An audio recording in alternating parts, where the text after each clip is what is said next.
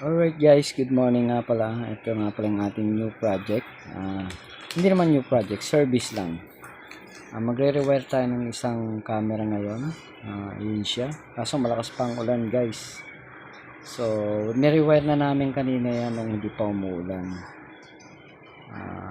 Ngayon, lumakas ang ulan. So, kaya stop muna. So, ito na ngayon ang ating camera guys na nirewire. Pinalitan na natin ang junction box na white pang outdoor. Ayan, as you can see guys, dito natin pinadaan yung wire niyan. Ayan, oh. Kung makikita nyo yung moldings, dyan natin nilagay yan papunta dustas ng canopy. Para safe yung ating wire guys. Mga master, kahit na pang outdoor yung ginamit nating wire dyan, is nilagay pa rin natin sa loob ng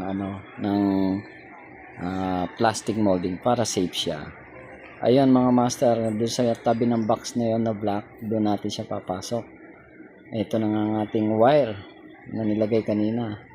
Doon siya galing guys. Ayan. Ayan mga master, ayan oh. Kahit umuulan, laban lang. Ayan ang ating wire.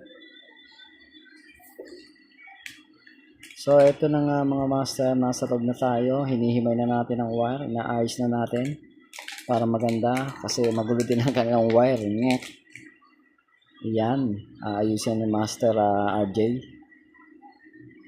Ito na po pala ang viewing niya, salpak na natin lahat sila. And then yung isa dyan, yung isa, yung nirewire natin na camera, ito siya, ipofocus pa natin siya guys. Yan. So guys, yan ang ating CCTV works for today. Thank you, sana follow and like, share.